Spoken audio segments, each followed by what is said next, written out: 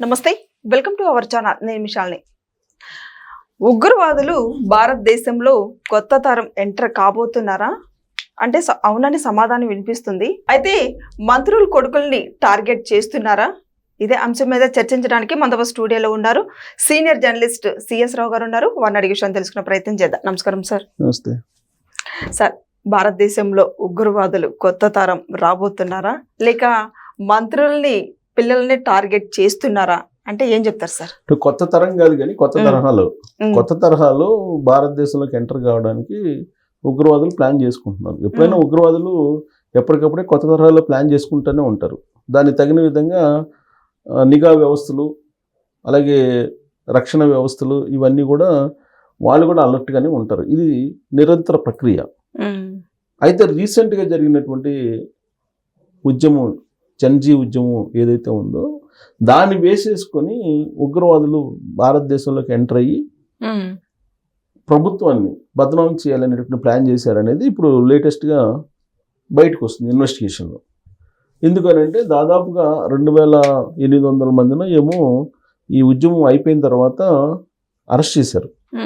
అఫీషియల్గా అరెస్ట్ చూపించకపోయినప్పటికి కూడా వాళ్ళని ఐడెంటిఫై చేసి ఎవరెవరు ఈ ఉద్యమంలో పాల్గొన్నారు, ఎవరెవరు పోలీసు వాహనాల మీద దాడులు చేశారు, ఎవరెవరు పోలీసులను కొట్టారు, ఇవన్నీ విజువల్స్ ఉన్నాయి కదా. ఆ విజువల్స్ ద్వారా ఐడెంటిఫై చేసి వాళ్ళని అదుపులోకి తీసుకొని విచారించారు. విచారించినప్పుడు బయటపడినటువంటి భయంకరమైనటువంటి న్యూస్ ఏంటంటే ఉగ్రవాదులు ప్రమేయం ఇండైరెక్ట్గా కొంత ఉంది ఇక్కడ. అంటే జంజీలకు తెలియకుండానే ఎంటర్ అవ్వచ్చు. ఒక ఉద్యమం జరిగినప్పుడు, ఒక ఉద్యమం పిలుపునిచ్చినప్పుడు ఆ ఉద్యమం జంజీ ఉద్యమమే, కానీ అక్కడ అసాంఘిక శక్తులు చొరబడ్డాయి. ఆ అసాంఘిక శక్తులు ఎవరు అని అంటే లష్కర్ ఏ తోయిబా అనేటువంటి ఈ ఉగ్రవాద సంస్థ ప్లాన్ చేసింది. కొంతమంది చొరబడ్డారు. అలాగే పోలీసుల డ్రెస్లో పోలీసుల మాదిరిగా వచ్చి జంజీలని రెచ్చగొట్టాలనే ప్రయత్నం కూడా చేశారు. కాకపోతే ముందుగానే తెలుసుకున్నటువంటి భారత రక్షణ వ్యవస్థ కానీ లేదంటే పోలీసు వ్యవస్థ కానీ అడ్డుకుంది. ఆ కారణం చేతనే ఒక పెద్ద విధ్వంసాన్ని, ఒక పెద్ద అరాచకాన్ని అదుపు చేయగలిగింది, లేదంటే జరగకుండా చేయగలిగింది భారత నిఘా వ్యవస్థ అనేది ఇప్పుడు బయటకు వస్తుంది. ఎందుకంటే లష్కర్ ఏ తోయిబా కానీ లేదంటే పాకిస్తాన్ ప్రేరేపిత ఉగ్రవాద సంస్థలు చాలా ఉన్నాయి మనకి. ఇవి నిరంతరం ఏదో ఒక రకంగా భారతదేశాన్ని అస్థిరపరచాలని, బలహీనపరచాలని రకరకాలుగా ప్లాన్ చేస్తూ ఉంటాయి. జంజీ ఉద్యమం దానికి మంచి అవకాశం. ఎప్పుడైనా సరే ఉగ్రవాదులు plan A, plan B, plan C ఇలా ఉంటాయి. ప్లాన్ ఏ ఏంటి? జంజీలకు సంబంధించినటువంటి ఉద్యమంలో జొరబడి అరాచకాలు చేయాలి. ప్లాన్ బి ఏంటి? మంత్రులకు సంబంధించినటువంటి సంతానం ఎవరైతే ఉంటారో కొడుకులు కానీ కూతుళ్ళు కానీ, ప్రత్యేకించి కుమారుల్ని వాళ్ళని హానీ ట్రాప్కి దింపడం ద్వారా ఇప్పుడున్నటువంటి ప్రభుత్వాన్ని బదనాం చేయాలి అనేటువంటి ఒక ప్లాన్ వేసినట్టు తెలుస్తుంది. ఇక ప్లాన్ సి అనేది ఏంటంటే ఈ రిక్రూట్మెంట్ చేస్తారు. ఎవరైతే జంజీలు ఉన్నారో, ఈ జంజీలు ఎవరైతే యాక్టివ్గా ఉన్నారో వాళ్ళందరితోటి కాంటాక్ట్స్ పెట్టుకుని సోషల్ మీడియాలో వాళ్ళని రిక్రూట్ చేసుకునేటువంటి ప్రయత్నం చేస్తారు కొంతమందిని. ఇది వాళ్ళు చేసేటువంటి పని. కాకపోతే వాళ్ళు ఏం చేస్తున్నారు అనేది ముందుగానే భారత నిఘా సంస్థ తెలుసుకుంటుంది. తెలుసుకొని ఇమీడియట్గా చర్యలు తీసుకుంటుంది. లేదంటే భారత భూభాగంలోకి వస్తారు. జమ్మూ కాశ్మీర్లో నిన్నగాక మొన్న జరిగింది కదా, మీ మతం ఏంటి అని చెప్పి అడిగి మరీ చంపారు కదా, 3-4 చంపేశారు. పహల్గామ్లో కూడా అదే జరిగింది కదా. సో కాబట్టి వాళ్ళు ఎంటర్ కావడానికి ట్రై చేస్తున్నారు. ఈ మధ్యకాలంలో స్ట్రిక్ట్గా నోట్ల రద్దు తర్వాత చాలా స్ట్రిక్ట్గా వాళ్ళని ఎంటర్ కాకుండా ప్రయత్నం చేస్తూనే ఉన్నారు. కాకపోతే ఇప్పుడు దేశంలో కనుక ఒక రకమైనటువంటి అనిశ్చితమైనటువంటి వాతావరణం, సుస్థిరమైనటువంటి వాతావరణం లేనప్పుడు ఎంటర్ అవుతారు వాళ్ళు.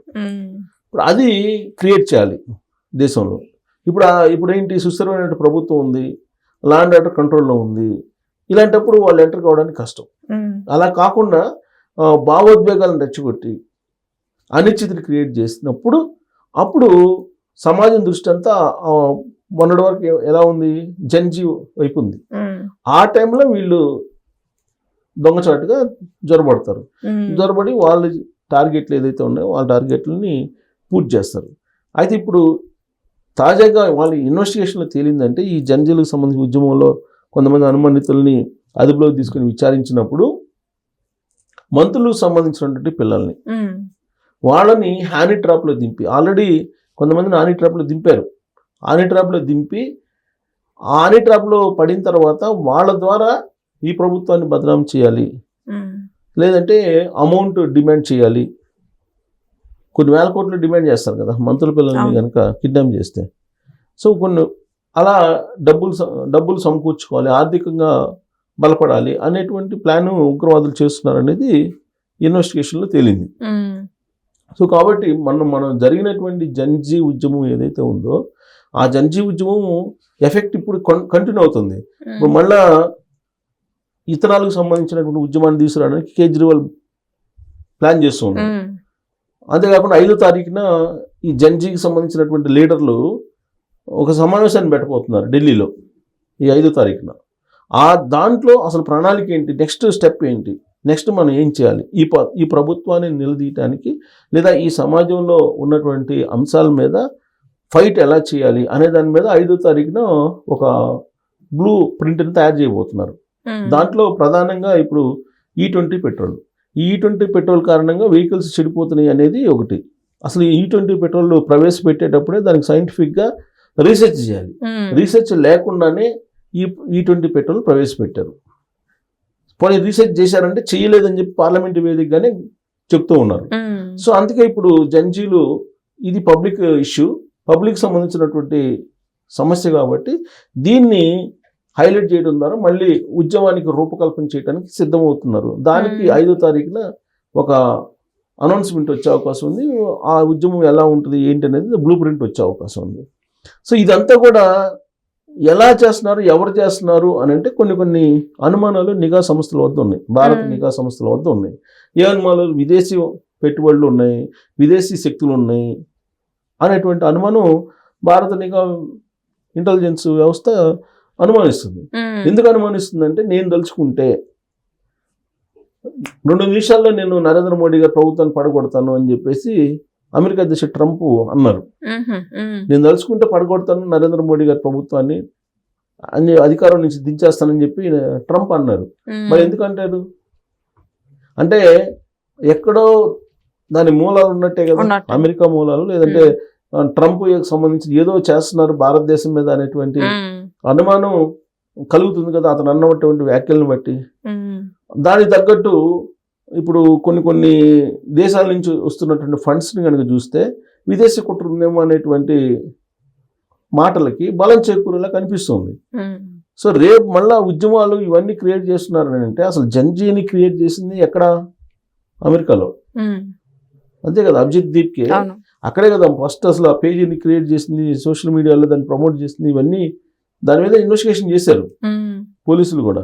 కేవలం ఇప్పుడు మన జంజీ ఉద్యమానికి సంబంధించి కూడా ఉగ్రవాదులు జొరబడ్డారు, ఉగ్రవాదుల ప్రమేయం కూడా ఉంది అని చెప్పి ఎక్కడ కనుక్కున్నారు, సోషల్ మీడియాలో కనుక్కున్నారు. వాళ్ళకి సంబంధించినటువంటి ఈ ఇన్స్టాగ్రామ్ అకౌంట్స్ కానీ లేదంటే వాళ్ళ ట్విట్టర్ హ్యాండిల్స్ కానీ వీటన్నిటిని అబ్జర్వ్ చేసిన తర్వాతనే ఉగ్రవాదులకు సంబంధించిన ప్రమేయం మన జంజీ ఉద్యమంలో ఉంది, వాళ్ళు దాన్ని అవకాశంగా మలుచుకొని ప్రభుత్వాన్ని బదనాం చేయాలనుకున్నారనేది ఐడెంటిఫై చేశారు. ఐడెంటిఫై చేసి వాళ్ళు జొరబడకుండా అడ్డుకున్నారు. లేదంటే మఫ్టీలో కొంతమంది అలాగే డ్రెస్సుల్లో పోలీసుల మాదిరిగా వచ్చి అల్లకొల్లోలం చేయాలని ప్రయత్నం చేశారు అనేది నిఘా సంస్థలు ఇప్పుడు అనుమానిస్తున్నాయి. ఆ దిశగా ఇన్వెస్టిగేషన్ జరుగుతుంది ఇంకా కూడా. సో కాబట్టి రాబోయేటువంటి రోజుల్లో భారతదేశం అనిశ్చితిలోకి వెళ్లకుండా ఉండాలి అని అంటే మరి మోడీ గారు ఏం ప్లాన్ చేశారంట సార్? ఇప్పుడు ఆల్రెడీ నిఘా సంస్థలు ఆల్రెడీ అదే పనిలో ఉన్నాయి కదా, వాళ్ళని రానికుండా చూస్తారు, డెఫినెట్ గా చూస్తారు. ఇప్పుడు మొన్న అంత ఉద్యమంలోనే జొరబడాలంటే జొరబడనీయకుండా చేశారు కదా. సో కాబట్టి ఇన్ని అనుమానాలు ఇచ్చిన తర్వాత ఎక్కడికక్కడ అసలు ఏం జరుగుతుంది, భారతదేశం మీద అంతర్జాతీయంగా ఏం జరుగుతుంది, లేదంటే జాతీయంగా ఏం జరుగుతుంది అనే దాని మీద ఖచ్చితంగా వాళ్ళు తెలుసుకొని ముందుగానే వాళ్ళు కట్టడి చేసేటువంటి ప్లాన్ చేస్తారు. అందుకే మంత్రుల పిల్లలు కూడా జాగ్రత్తగా ఉండాలి అనేది ఇప్పుడు మనం ఆ రిపోర్ట్లో వచ్చినటువంటి అంశం. Thank you sir.